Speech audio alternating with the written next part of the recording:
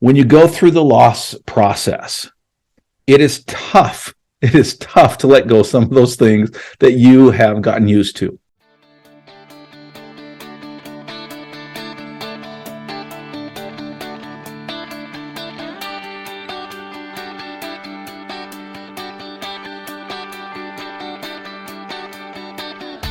Originating from deep inside the Rocky Mountains, transported through the power of the internet, and arriving inside your tiny earbuds. It's the Appraiser Coach Podcast. Minisode. Hi, everybody. If you're new to the program, welcome. Glad you're here. If you are a return guest, welcome back. Sure enjoy having you here. Hope you found us on YouTube. We've been promoting that pretty frequently. When I say we, I mean I. I'm your host, Dustin Harris, the Appraiser Coach Podcast. Welcome. We are everywhere now. Spotify, iHeartRadio, iTunes, and we've always been on YouTube, so you could kind of listen in the background while you are doing your appraisals. But we've been recently went to a camera setup to where you can kind of see the background. If you can kind of see how the sausage is made. I'm at my home office today and been recording a series over the last couple of days that have played over the last couple of weeks on profit and loss statements. I know, sexy topic, right? But it really is, though. If you want to be successful as an appraiser, business owner, you have to understand the P&L. You have to understand how to look at it, when to look at it, what decisions to make. Again, if you don't know your numbers, you don't know your business. You've heard me say that before. I'll continue to say that. I think it's super vitally important for your success. And today we're going to dig a little bit deeper into the loss statement. Last week we talked about the L side of the P&L, and I want to teach a brief principle today. It's going to be a very quick mini-sode today. But I want to share with you a principle that you need to keep in mind when you look at the L side or the loss side. Of course, I want to remind you that we're sponsored by Synapse. Synapse, of course, is the ability to support your adjustments on a math level, folks. Check it out. Go to spark4appraisers.com and find out about Synapse. Okay. Last week, we talked about the loss side, the L side of the P&L. Of course, the week before that, we talked about the P side or the profit side. And I mentioned if you really want to get a deep dive into how to read a profit and loss statement, go back to episode number 475. Clear back in 2019, we went over the profit and loss statement. But over the last couple of weeks, I've been talking about it simply because I think right now it's vitally important that you understand the importance of going through the P&L. Folks, I think a balance sheet is great. I think it's a great tool. I think that, just understanding normal accounting and how to set and stick to a budget are super, super important. It is my opinion, and there's a lot of tools that I use out there in my counseling, coaching, that I think are super important, but there is none that is more important, in my opinion, than the P&L. It's the reason that I have a habit of every 3 months, I get a little reminder on my phone in my inbox that says, hey, time to look at your P&L. And if it has not happened automatically, a lot of times it's just automatic because my bookkeeper gets the same reminder maybe the day before I do. And if it hasn't happened already, I reach out to her and I say, hey, Jerry, I need my P&L, and she knows exactly what she needs to send, and she sends it, and then I go through this process. It takes me probably 15 minutes, start to finish, to do the P&L overview. And the purpose of that is to look at not just the P side, what profits are happening within my business, but also the L side. And the reason for that is that I always want to know if I'm spending too much money somewhere where I shouldn't be.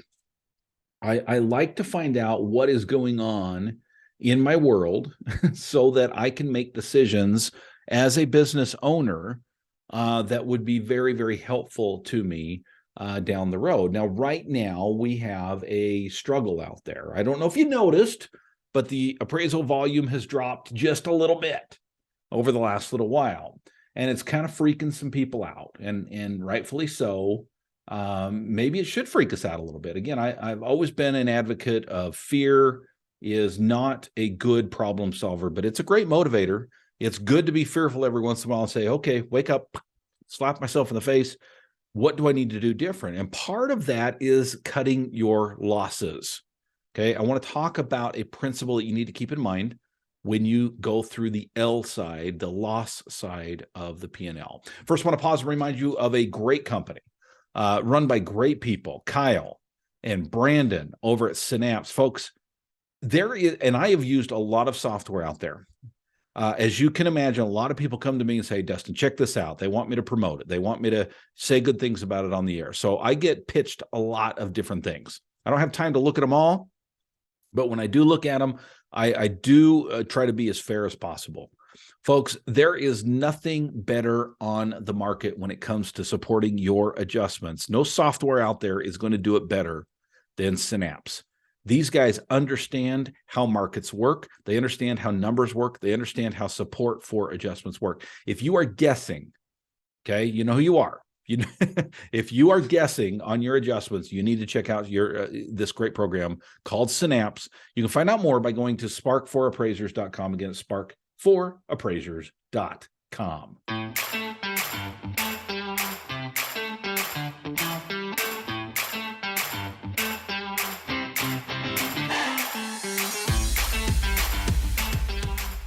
All right, folks, welcome back to the program. My name is Dustin Harris. I am your host of the Appraiser Coach podcast. We're cruising along through 800 plus episodes, folks, and now you can find us on YouTube. Go to the Appraiser Coach on YouTube, subscribe, like this if it is helpful to you. We really appreciate that. Last week, we talked about the loss side of the P&L, and there is a principle that I wanted to teach using a bit of an analogy. And I call it the heated seat syndrome. Okay. And basically it is this. I take you back a little bit, several years ago, where I first heard of an automobile with heated seats. Now I know that dates me a little bit because these have been around, a decade plus at this point. But the first time I ever heard of heated seats, I'll be honest with you, I thought that was the most ridiculous thing I have ever heard. Frivolous.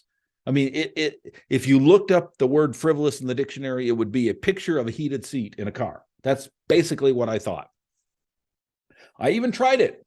I had a friend, I had a heated seat, and I got in the car, and I'm like, okay, whatever. And same experience, by the way, not too many years ago when my brother-in-law bought a car, a Lexus, that had cooling seats on it. Now, he lived in Texas. In Idaho, it's not such a big deal. When I was in Tucson, a good friend of mine, a member of the mastermind, Christina, allowed me to ride shotgun in her car back from, we had gone out to eat. And she turned on the cool seats, and I thought, yeah, okay. I wasn't super, super impressed. Now, living in a place like Tucson or Fort Worth, Texas, I get it. I do. And I've got cooled seats now. I've got, I drive a Stinger, and I like my cool seats in the middle of the summer. But the heated seats in the Idaho weather is an absolute, I don't know how to describe it other than a godsend, right? And I was not super impressed the first time that I tried it or heard about it.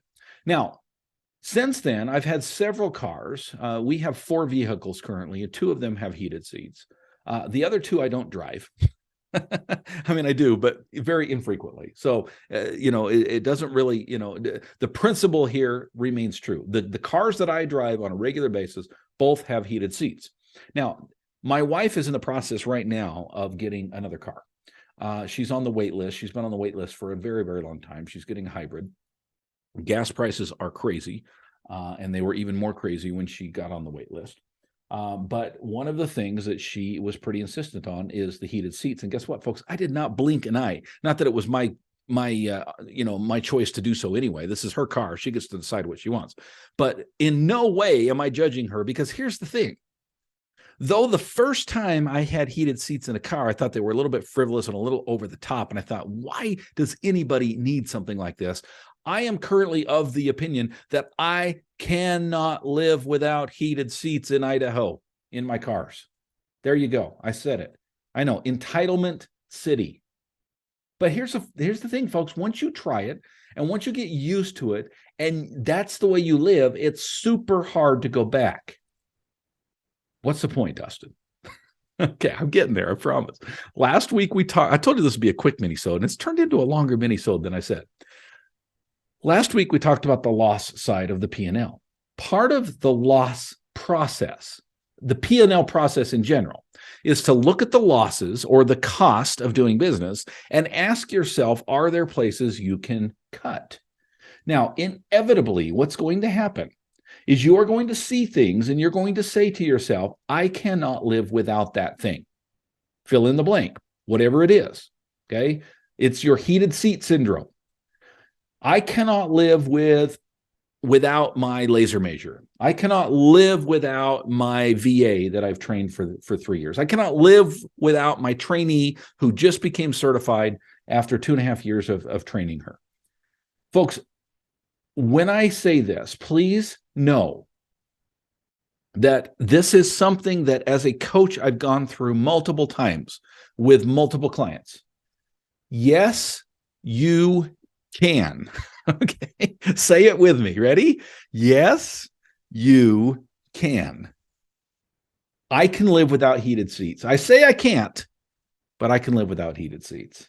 You can live without that VA. You can let that trainee go and give her wings to fly. You can live without, I don't know about the laser measure. Let me think through see how this works, right? The point is this. When you go through the loss process, it is tough. It is tough to let go of some of those things that you have gotten used to, that you've become entitled to have, right? But it is times like this that sometimes you have to step back and say, you know what? I love heated seats. I can see the benefit of heated seats. I think they're great, but they're not absolutely necessary. Thank you for joining me today, folks. I really, really appreciate it. Thanks for letting me go a little bit long today. Again, if you have not liked or subscribed, like this video, subscribe to the channel on YouTube. We really appreciate that. It really helps us out. Thank you, and go create some value. You've been listening to the Appraiser Coach podcast with Dustin Harris. If you like what you hear, please give us a 5-star rating and post a short review on iTunes. For more in-depth insider information on how you can make more money as a real estate appraiser, visit theappraisercoach.com and sign up for the All-Star team today. Thanks for joining us. And now, get out there and create some value.